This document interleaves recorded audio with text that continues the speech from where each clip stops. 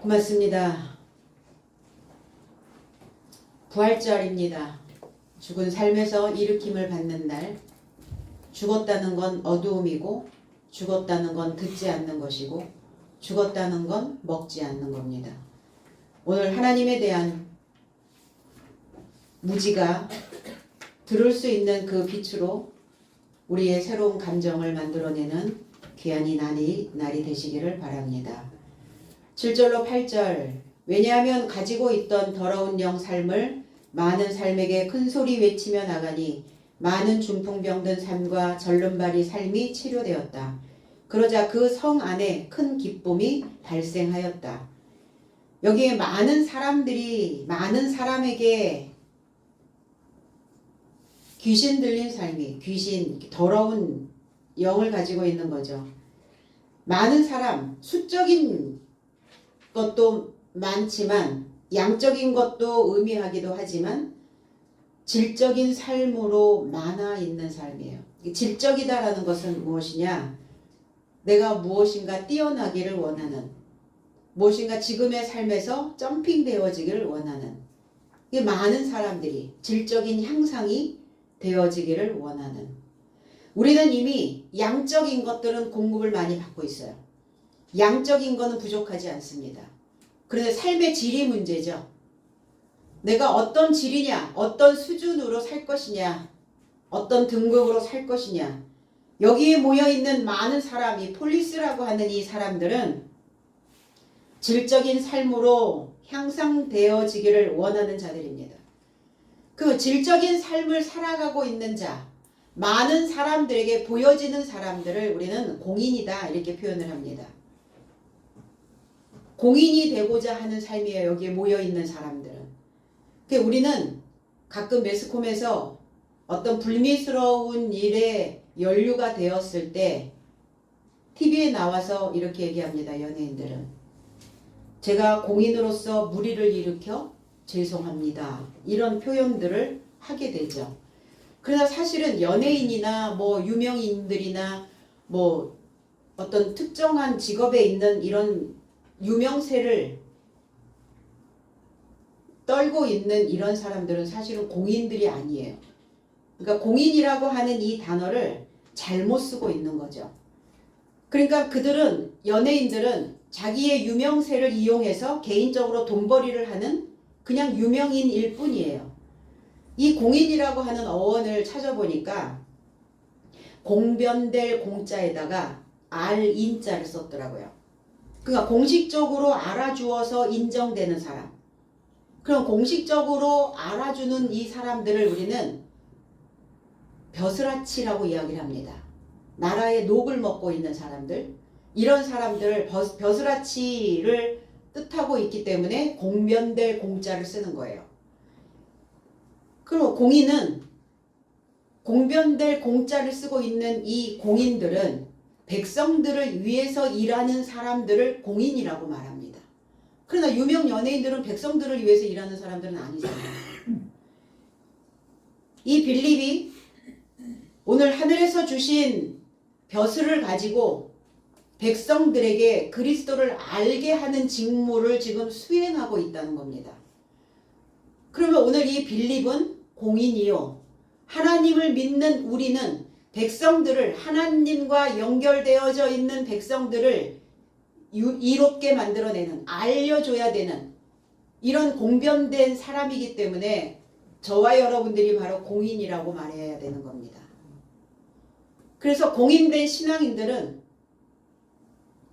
우리가 공인된 신앙인들이라면 백성들을 위해서 일을 해야 되는데, 그럼 먼저 백성들을 위해서 해야 되는 일은 뭐냐면 그들의 이름을 지어주는 겁니다. 천민들, 그 민초들. 우리는 예전에 계급사회에 있었죠. 그들에게는 이름이 딱히 없었어요. 그러니까 마당새, 돌새, 갓난이, 이런 이름들 뿐이었었거든요. 그러니까 이름이 지어진다는 건 누군가 그 이름을 불러줘야 된다는 거예요. 그 이름 명자를 분석을 해보니까 전역석자 밑에 입구자가 있더라고요. 그러니까 그 이름을 불러주지 않으면 어두움에 있는 거예요. 누군가 그 입을 열어서 어두워 있는 자들, 저녁이 되어져 있는 자들을 불러줘야만 그들은 비로소 이름을 갖게 되는 겁니다. 이게 이름 명자거든요. 그러니까 어두운 밤에는 어두운 밤이기 때문에 밤으로 있는 인생들, 무지하여 있는 인생들, 하나님에 대하여 알지 못하고 있는 이러한 사람들을 불러줘야 돼요. 누가? 공인들이. 하나님의 벼슬을 가지고 있는 자들이, 하나님의 지식으로 관을 쓰고 있는 자들이, 제사장들이, 지도자들이, 감독들이, 목자가, 그리스도인들이. 그래서 이름 명자가 만들어진다는 것은 그 사람을 구별하고 구분을 짓고 그 대상을 분명하게 하는 호칭을 우리는 이름 명자를 쓰게 됩니다. 그래서 어둠에 있는 백성에게 소리가 들어가야 이름이 만들어지고, 그리고 저와 여러분들은 각자의 이름을 걸고 우리는 그 높은 경지에 도달하는 명사가 되어져야죠. 이름명 선비사. 그래서 학문과 인품이 높은 경지에 이르는 사람들을 우리는 명사라고 이렇게 표현을 합니다. 오늘 명사를 초청해서 무엇인가 강의를 듣고자 하는 사람들의 열망이 있죠. 왜? 나도 저 사람처럼 그 학문과 인품이 높은 경지에 이르르기를 원하기 때문에 그 명사들을 초청하는 겁니다. 오늘 그 명사가 누구인가? 높은 인품과 높은 경지에 도달하여 있는 자가 바로 오늘 빌립이고, 저와 여러분들이 되어져야 되는 삶이고, 바로 그리스도 예수가 그 명사로 우리의 삶에 초청되어진 신앙인들이기도 합니다. 그래서 저와 여러분들은 반드시 그 이름을 많은 사람들에게 떨쳐놔야 되겠죠. 근데 이 사람들에게 귀신이 붙었다 이랬어요. 귀신이 어디 바깥에 외부에서 와서 찰싹 달라붙었을까요? 그게 아니라 붙었다라고 하는 이 단어는 붙잡고 있다는 거예요. 현재 능동태로. 현재 스스로 각자 자신이 수동적으로 와서 붙은 게 아니라 능동적으로 내가 그것을 보관하고 있다고요. 그러니까 높은 학식과 그 높은 경지에 도달하는 그 이름을 내가 붙잡고 있으면 되는데, 볼품없는 하자품, 하품, 그런 이름을 내가 붙잡고 있다는 거예요. 내가 그 이름을 보관하고 있다는 겁니다. 근데 그것은 더러운 거예요. 불결한 겁니다.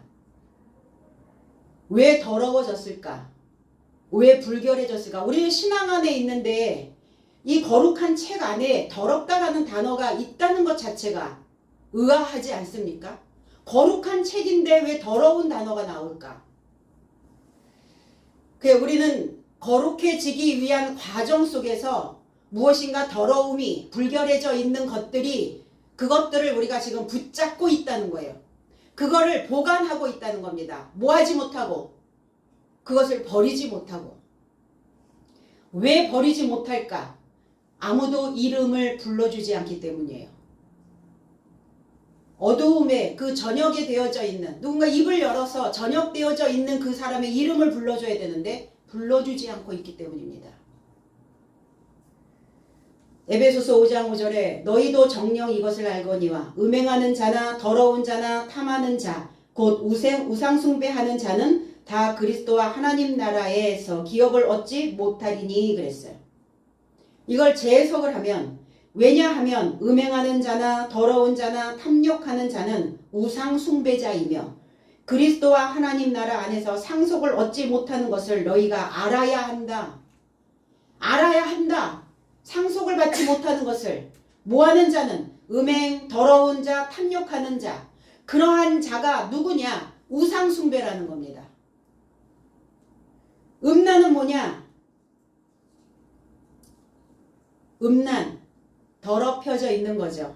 음행, 다른 색깔을 쫓아가는 거죠.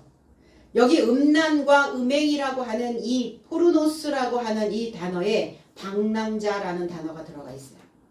그 어디에 정착하지 못하고 여기저기 떠돌아다니는 사람들을 보면 더럽혀져 있죠. 발에 먼지는 잔뜩 묻어 있고 머리는 씻지 못해서 냄새는 풀풀 나고 옷도 갈아입지 않으니까 옷에서도 쾌쾌한 냄새들이 악취가 풍겨져 나오기 시작합니다. 이게 음행이에요. 이게 음란입니다. 포르노스라고 하는 단어에서 포르노라고 하는 단어 알죠? 이 단어는 팔다라는 의미를 가지고 있어요. 팔다, 팔아먹다. 하나님을 팔아먹고 있는 우상숭배자. 하나님을 팔아서 자기의 이익을 채우고 있는 탐욕자. 채워져야 되는데 채워지지 않는단 말이에요. 왜 그럴까? 그리스도 예수의 이름이 내 안에 들어와야 되는데 그리스도 예수의 그 이름이 내 안에 없는 거예요. 그러니까 더럽고 불결한 것들로 하나님을 팔고는 있는데 속은 비어있는 자예요. 우상숭배하는 자가 속이 꽉 차 있을 리가 없잖아요. 그러면 속에 아무것도 없단 말인가? 자기의 음행이 있다는 거예요. 방랑하는 거예요. 그 다음에 탐욕, 플레오네텍스라는 단어예요. 횡령자입니다. 욕심을 내다. 하나님의 이름을 가져다가 자신의 이익을 위해서 쓰며 횡령하고 있는 거예요. 자기가 편할 대로만 하는 자예요. 이게 탐욕하는 자입니다. 자기 편리할 대로만 살고 있는 자. 하나님을 횡령하고 있단 말이에요. 공금횡령. 내 것이 아닌데 다른 사람의 것을 함부로 자기 자신만을 위해서 쓰는 횡령자. 이게 탐욕하는 자거든요. 이 자 또한 우상숭배자래요.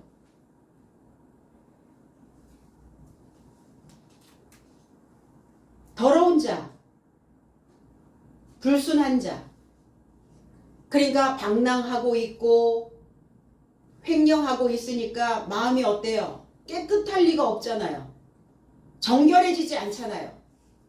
항상 무엇인가 어지럽혀 있고 뭔가 항상 생각이 많아지고 복잡하고 이게 더러운 거예요. 기분이 항상 더럽고 명쾌하지가 않고. 이들이 바로 에이돌론이라고 하는 우상숭배자다. 이 에이돌론이라고 하는 단어에서 에이도스라는 단어, 보이는 것, 외적인 것, 고용된 노예, 무엇인가 어디에 끌려다니고 있는 자들이에요.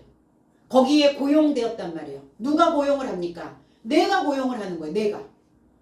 내가 그 생각에 멈춰있고 집착할 수밖에 없도록 그 생각을 자꾸 내가 고용하는 거예요. 그러니까 그 생각에 나는 또 끌려다니게 되는 거죠. 이게 우상 숭배예요. 이게 보여지는 것 외에는 없는 음행, 더러움, 탐욕은 바로 우상 숭배자다. 겉으로 보이는 종교적 행위만 하는 자들, 속은 없고 믿음도 없는 자들이다. 첫 아담의 본성에서 종살이하고 있는 자들이 모두가 다 우상 숭배자라는 겁니다. 이러한 자들은 그리스도 예수의 것을, 하나님의 것을, 하늘의 것을 상속받지 못한다는 것을 알아야 된다. 상속자가 뭡니까? 내 몫을 챙기는 겁니다. 우리 신앙생활 하면서 뭘 해야 되는가? 몫을 챙기셔야 돼요. 그거를 분할받아야 됩니다. 그걸 분배받아야 되거든요. 이 클레로스라고 하는 단어와 노모스라고 하는 단어의 합성어예요. 클레로 노모스, 상속이라고 하는 단어가. 그럼 뭘 상속받는단 말이냐? 내 몫으로 뭘 챙겨야 되는가? 원리.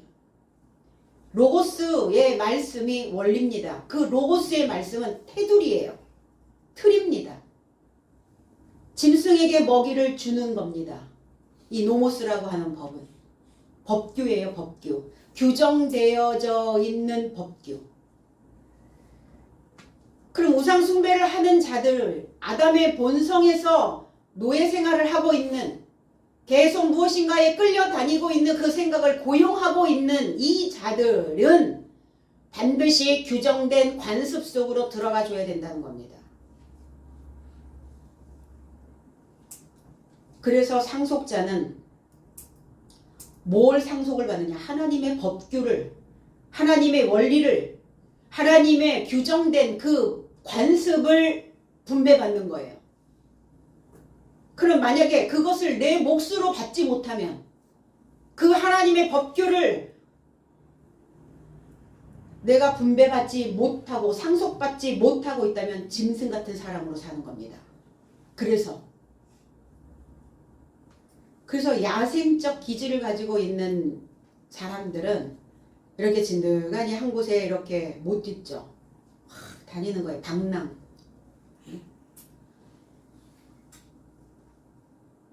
그러면 짐승으로 산다는 것은 어른이 되지 못한다는 거죠. 어른. 그래서 아이들은 어때요? 그 테두리 안에 딱 넣어놔야죠. 규칙을 딱 만들어 놓죠. 어른이 되면 스스로 자기 스스로 자기의 몸이 기억하고 있는, 세포가 기억하고 있는 법들이 있어요. 근데 그게 어린 시절서부터 나를 길들여 놓지 않았다면 어른이 되어서도 그거는 나를 길들이는 법이 되지 못하는 거예요. 멋대로 마음대로 그냥 막 튕겨져 올라오는 거죠.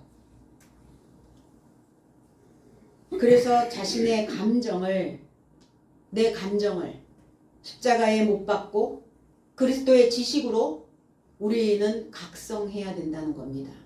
이게 심리학에서 나온 단어거든요. 각성이라고 하는 단어가. 영어에서는 어라우절이라고 얘기를 합니다. 이 각성이라고 하는 단어는 완전히 깨어 있어서 주의력을 갖도록 되어지는 거예요.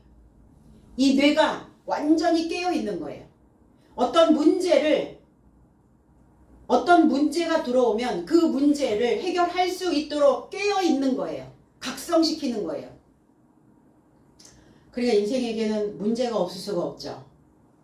왜냐하면 이 뇌를 각성시키기 위해서 인생 안으로 어떤 문제들이 들어와야 됩니다. 그럼 뇌가 반짝 깨어나게 돼요. 긴장하게 되죠. 그냥 그거를 다 누군가 옆에서 이렇게 조물조물 해결해 줘서는 안 되는 거죠.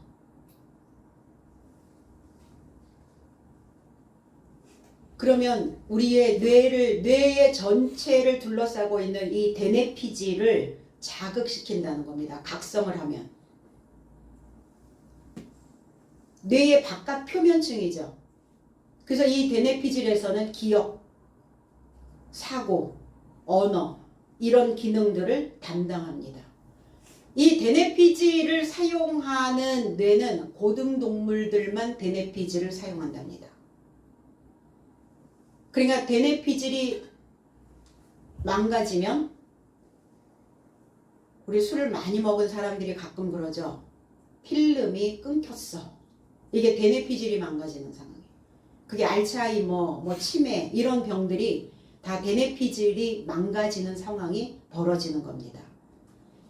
그러니까 이 대뇌피질을 활성화시키고 각성시키려면 뭘 해야 되느냐? 하나님의 법을 분배받아서 나 자신의 사고와 나 자신의 언어를 그리고 내가 기억하고 있는 그 모든 생각들을 다 주관하고 장관하고 관리하는 그 시스템이 항상 내 안에서 돌아가줘야 된다는 거예요. 그렇지 않으면 파충류나 양서류의 뇌로 살게 되겠죠. 단순 사고. 부활이 왜 필요할까? 부활은 절기인가? 아니면 매일 나의 삶에서 일어나야 되는 일들인가? 부활이 되어져야 사람 구실을 하는 겁니다. 비로소 사람이 되어지는 거예요. 부활되어져야. 아나스타시스, 아나라고 하는 단어와 히스테미라는 단어의 의미예요. 위로 일어서다. 일어서는데 다 위로 일어서지 아래로 일어서는 사람 없죠. 바닥에서 무릎을 꿇어도 일어섰다고 이야기합니다.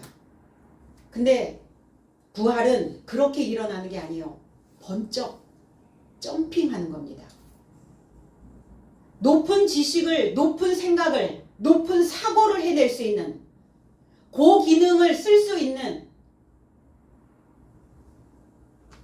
이 자를 아나스타시스라고 얘기합니다. 부활된 자라고 표현합니다. 부활되어진 자는 그리스도의 증거를 가지고 있는 자죠. 그리스도의 증거를 가지고 있다는 것은 위에 일어선 자라는 겁니다. 배우고 교육받아서 왕다운 제사장으로 그 첫 번째 부활에 참여하는 자가 되어지는 겁니다.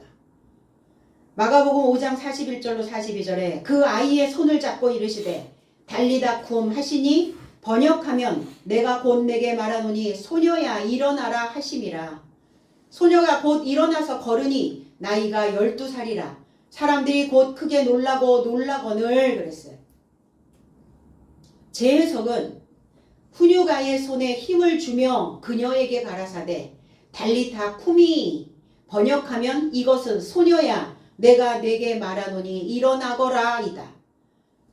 42절 그리고 소녀가 곧바로 일어나서 활보하더라. 왜냐하면 12살이더라. 저의 삶이 큰 황당함으로 황당하였다. 주변에 있는 많은 사람들이 이 모습을 보고 이 광경을 보고 황당하였다고요. 그런데 12살이었더라 그가. 42절에도 41절에 일어나거라 라고 하는 단어는 에게이로라는 단어고 42절에 소녀가 곧 일어나서 라고 하는 단어가 아니스템이라는 단어예요. 그런데 두 단어가 다 부활이라는 단어와 만납니다. 유래어예요. 동의어입니다. 에게이로도 일어나라.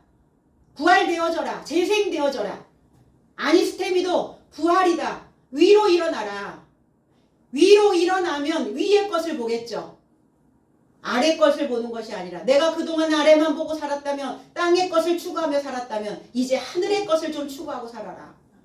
그럼 하늘의 것을 추구하려면 뭐 하셔야 돼요? 교육받는 수밖에 없습니다.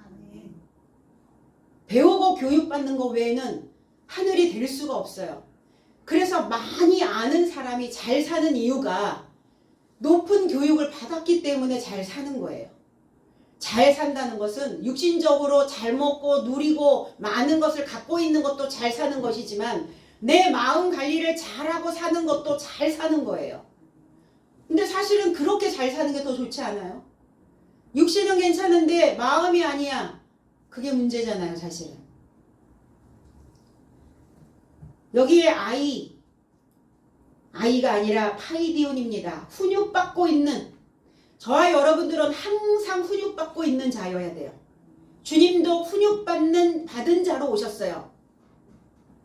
예수 그리스도의 탄생, 아이가 탄생, 아이의 출생, 파이디온이거든요. 훈육받는, 그리고 그 아이의 손에 힘을 주며 그랬어요. 왜 손에 힘을 줬을까요? 주저앉아 있는데 일어나지 못하고 있는데 손 잡아서 이렇게 당기면 쉽나요? 그렇지 않죠. 몸 전체를 감싸서 이렇게 들어야 빨리 일어설 거 아닙니까? 그런데 왜 손에 힘을 줬을까요? 이 손은 권능이죠. 그리스도의 힘이죠. 가능성이라고 하는 것. 가능해. 할 수 있겠다. 될 것 같아. 가능성입니다. 그 가능성을 믿는 힘이에요. 힘은 법이기도 합니다. 왜 주저앉아 있었을까요? 법이 없었다고요. 법규 안에 들어오지 못했다고요.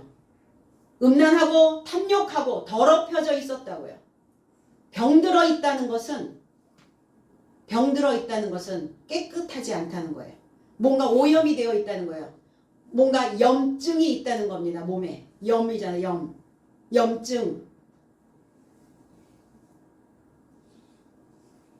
주님은 달리다쿰, 달리다, 탈리타라는 단어, 어린 소녀라는 의미도 있고 신선한 이런 의미예요.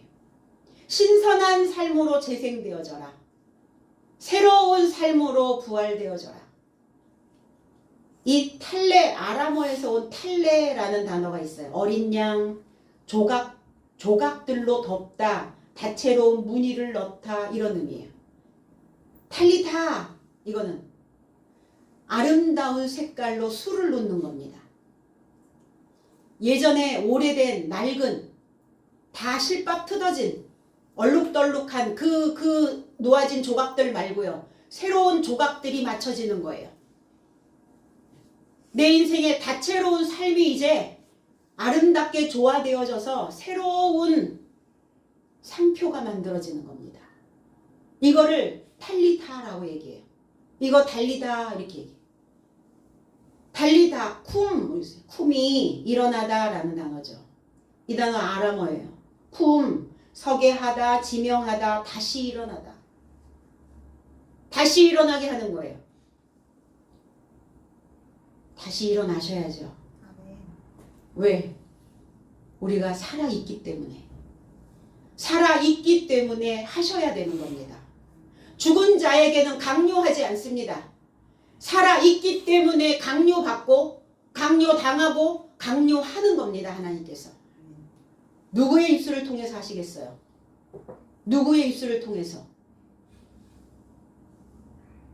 소식을 전하고자 하는 자, 부활되어지고자 하는 자, 훈육 받고 있는 자의 입술을 통해서 강요당하는 겁니다. 쿰이 일어나야죠.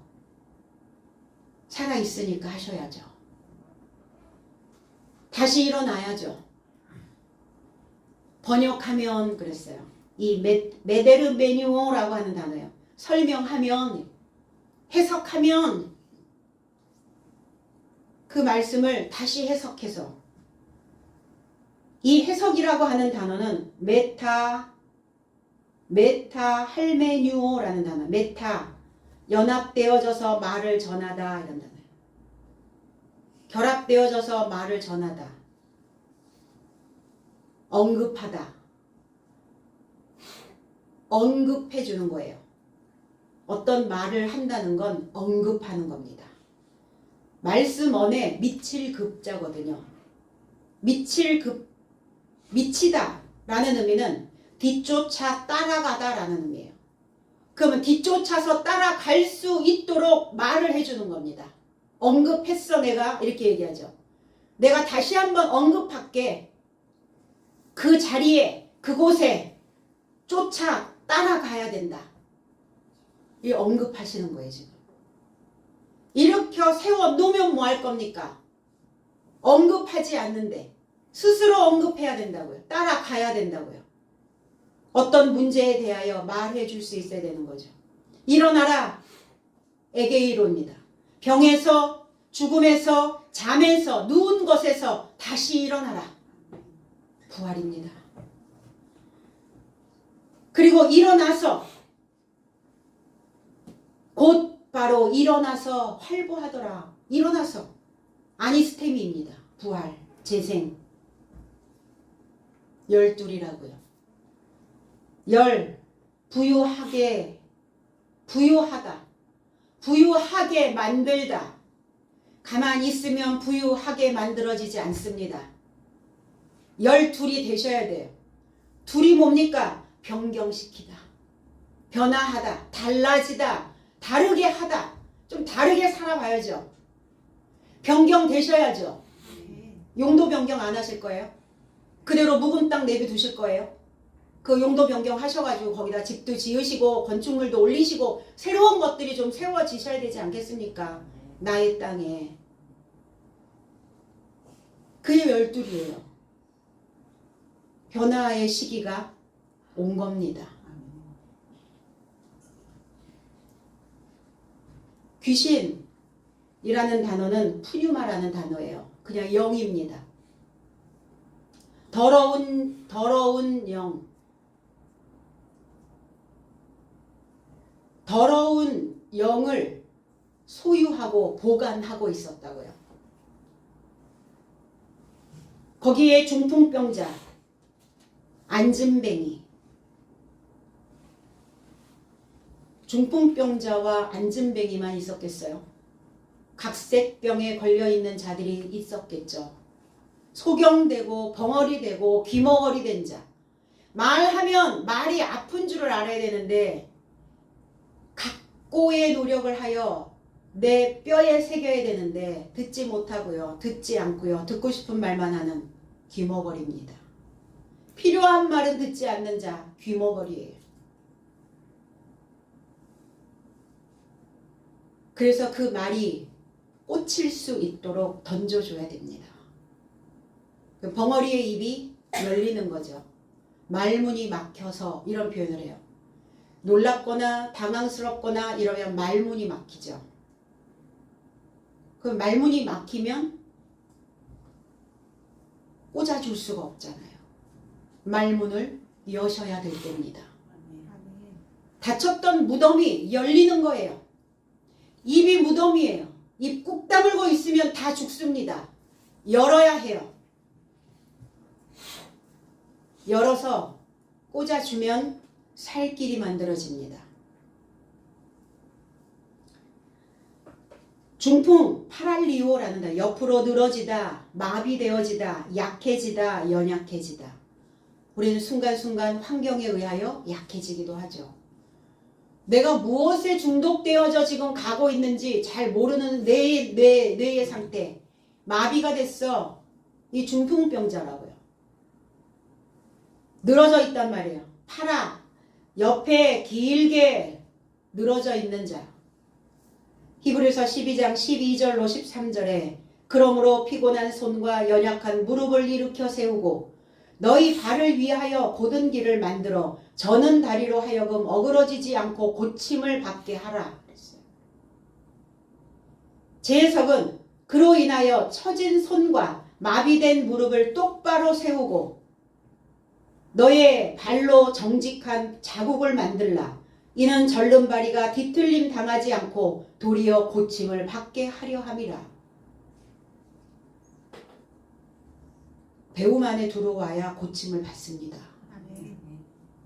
그래야 새로운 조각이 다채로운 새로운 조각들로 새롭게 만들어질 수 있어요. 피곤한 무릎, 연약한 무릎, 늘어지다 처지다 이런 거예요. 피곤한 손, 손이 피곤하대요. 이게 피곤한 게 늘어지다 처진 손. 늘어져 있고 처진 손은 아무것도 붙잡지 못하는데 뭘 붙잡아야 되느냐? 이 손은 하나님의 교훈을 붙잡아야죠. 내게 유익한 교육을 붙잡아야죠. 교훈을 붙잡지 못하고 늘어진 손이라고요. 그리고 연약한 무릎. 이게 바로 파랄리오, 중풍병된 무릎, 마비되어진 무릎. 그 무릎은 굴복을 의미하고 있거든요. 그러니까 마비가 되어져 가지고 무릎을 굽혀야 되는데 무릎이 꺾이지를 않네요. 꼿꼿해지는 이게. 굴복을 해야죠. 순종해야죠. 들어야죠. 들어 먹어야죠. 안 들어 먹는 거예요. 마비된 무릎. 그 무릎을 일으켜 세우고 곧게 하고 바로 세우고. 왜 이 마비된 무릎들을 일으켜 세워주실까? 이 마비된 무릎으로는 부활할 수 없기 때문입니다. 위로 일어설 수가 없어요. 위로 일어설 수가 없어요. 굴복하지 않습니다. 듣지 않아요. 순종하지 않습니다. 그러니까 뭐 하시겠다고요? 들어 올려서 바르게 세워주시겠다는 겁니다. 그러면 나의 생각이 어디에 지금 머물러 있는가? 내가 지금 뭘 보관하고 있는지는 알아차리셔야 돼요. 내가 지금 마비된 무릎을 가지고 있다면 오늘 우리는 하나님께 하나님 이 마비된 무릎을 일으켜 세워달라고 곧게 세워달라고 바른 길 가게 해달라고 우리는 기도해야 될 줄로 믿습니다. 아멘. 그 발을 발을 위하여 곧은 길을 발. 우리의 발은 걷는 자들이죠. 보병을 걷는 자, 보병. 탐색하고 찾아내고 무엇인가를 밟는 가죽을, 짐승의 가죽을 벗겨서 염색을 하는 사람들을 봤죠. 뭘로 밟던가요? 발로. 이 짐승 같은 이 가죽에 하나님의 말씀이 염색되고 채색되게 하려면 발이 튼튼해야 돼요. 발바닥이. 그러니까 발을 위하여, 이 발이 어긋나 있으면, 바른 길을 가지 못하면 정직한 길을 가지 못하게 된다는 겁니다. 발이 세워져 있지 않으면. 그러니까 발을 위하여 곧은 길을, 정직한 자국을 만들어라. 정직한 길, 정직한 자국. 이 길이라고, 트로키아라고 하는 단어가 자국이에요. 흔적입니다. 저와 여러분들이 살아가는 모든 생이 다 흔적이 남아요. 자국이 남습니다. 죽어 없어져도 자국이 남아요. 그 사람이 어떻게 살았는지 흔적이 남겨져 있습니다. 그래서 이 흔적이라고 하는 단어에서 다름질하다, 경기장을 달리다, 이런 의미를 가지고 있어요. 인생의 경기장에서 과연 우리는 어떤 자국을 남길 것인가? 오늘 하루 나는 어떤 흔적을 남겨야 될 것인가? 내가 없어졌을 때, 내가 없을 때, 이 세상에 없을 때, 흔적도 없이 사라질 때, 과연 우리가 이 세상에서 줘야 되는 그 흔적들은 어떤 것이어야 할까? 내 자녀들에게, 내가 가르쳤던 제자들에게 어떤 흔적을 그들에게 줄 것인가? 그 흔적을, 그 자취를 찾아서 살아가게 된다는 거예요. 자녀들은, 그 후손들은. 우리 요즘 또 뭐 매스컴을 도배하고 있는 핫한 뉴스들이 있죠. 고 전두환, 그 손자 전우원, 그 자손이 자기 할아버지의 흔적을 찾아서 한국에 왔어요. 그 흔적이 어떻던가요? 우리 할아버지의 흔적은 살인마입니다. 반역자입니다. 집안에 커다란 창고가 있는데 현금으로 가득 차 있습니다. 통장에 29만 원밖에 없다고 했는데 저에게 한 달에 1,000만 원 돈 이상 학비를 보냈습니다. 집에는 스크린 골프장이 있고 풀장이 있고 개방되지 않은 그곳에 벽장 뒤에는 커다란 금고가, 현찰이 가득한. 경찰들도 집을 다 수색을 못했답니다. 들어오지 못하게 해가지고. 뭐가 있는지 모르는 거죠. 무슨 흔적이요? 어떤 흔적? 그럼 저와 여러분들이 숨쉬고 살아가는 이 모든 시간들이 다 흔적으로 남겨지게 됩니다. 그럼 나는 오늘 하루 무슨 흔적을 남길까? 고민하며 찍으셔야죠, 자국을. 그래서 부활된 발로 걸어가자는 겁니다. 저는 다리, 여기 바로 안진뱅입니다. 콜로스라는 단어, 절른 발이 불구된 자.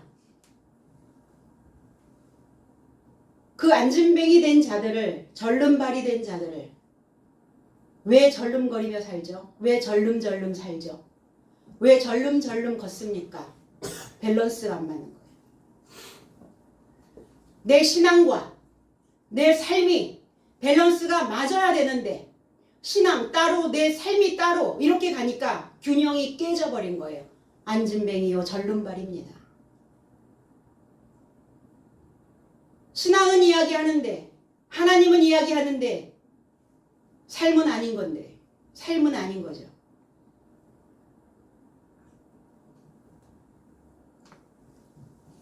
그들을 고침받게 하신다고요. 치유하여서 온전한 인생으로 만드시는 게 목적이시지, 병들은 자를 내쳐버리는 게 목적은 아닙니다. 고쳐 쓰시는 거예요. 재생시키는 겁니다. 그래서 손과 발이 치유되어져야, 그래야 주의 길을 평탄케 할 수 있고요. 좌로도 우로도 치우치지 않고 문제가 많은 그 악의 삶에서 그 발을 뺄 수 있어요. 내가 지금까지 살고 있었던 그 흔적, 잘못된 흔적에서 발을 빼셔야 된다고요. 그리고 손 씻고 발 빼고, 손 씻고 발을 빼는 것, 이게 부활입니다. 이 부활 하자고요, 우리. 그리스도 예수가 아니라, 그러나 이제 내가 산 것이 아니요, 내 안에 그리스도께서 사신 것이라.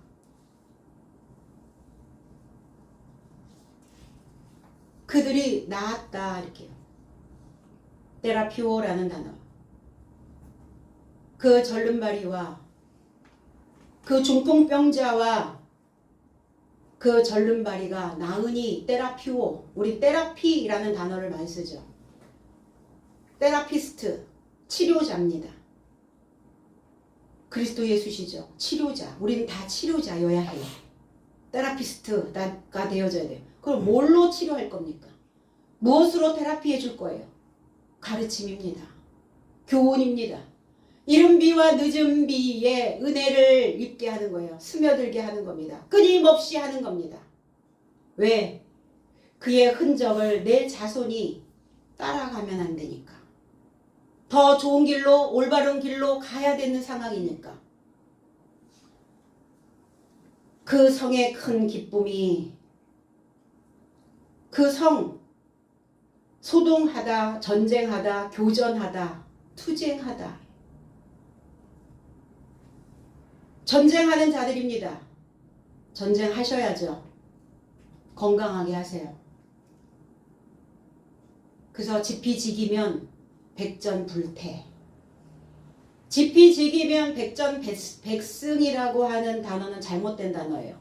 100번 싸워서 100번 이길 수가 없죠. 그러나 100번 싸워도 위태롭지 않게 싸우는 거예요. 위태로울 태. 싸우셔야 돼요. 교전하셔야 됩니다. 소동 일어나야 됩니다. 연속적인 투쟁 있어야 됩니다. 스스로 자신과 교전하시라고요. 자신과 교전하고 전쟁하시고, 그리고 하나님과 함께 해야 되는, 하나님과 연합되어진 그 생각과 교섭하시고, 그러면 큰 기쁨이, 부활의 기쁨이, 새로운 기쁨이 올라올 것입니다. 위대한, 메가스라고 하는 큰, 위대한, 높은, 넓은 기억의 물길을 깊어지게 하는, 얄팍한 물 말고요. 깊어진 물. 그러니까 깊은 사고를 할 수 있는, 이게 큰이라고 하는 단어예요. 메가스. 이 깊은 기억의 물길을 깊어지게 하는 이 메가스의 기쁨이, 유쾌한, 행복한, 스스로를 환영하는, 자신을 환영받는 존재로 만들고 계십니까? 스스로 환영하셔야죠. 아, 내가 이런 흔적이면 환영이야. 많은 사람들이 나를 환영할 수 있도록, 그 유쾌해지겠죠. 삶이 행복해지겠죠. 우리의 목적은 기쁨입니다. 부활의 기쁨, 재생된 기쁨, 치료되는 기쁨, 다시 사는 느낌의 그 기쁨. 그래서 다시 일어난 신앙심으로 부활되는 것이 우리는 가장 위대한 기쁨입니다. 그리스도를 기억하는 깊은 물이 될 때 우리의 삶은 행복할 수 있습니다. 그렇게 되기 위한 전쟁이에요. 그래서 우리는 부활을 경험하며 그 부활이 나의 삶이 되어져서 나의 믿음이 다시 일어나서 나에게 주어진 이 인생의 경기장 안에서 많은 사람들에게 그 평안을 선물로 줄 수 있는, 그래야 내가 행복해야 내 주변이 행복해지지 않겠습니까? 행복을 누릴 수 있는 자는 스스로 자기 자신과 끊임없는 투쟁을 한 자만이 누릴 수 있는 행복입니다. 되는 대로, 생각나는 대로, 내 손과 발이 통제되지 않아서 흔들거리는 대로 이리저리, 그런 삶은 행복하지가 않아요. 그래서 저와 여러분들의 삶에 안녕이라고 인사해 줄 수 있는, 그리고 주변에도 안녕이라고 행복을 줄 수 있는 그런 나날들이 되어지시기를 나사렛 예수 그리스도의 이름 안에서 축복드립니다. 기도하겠습니다.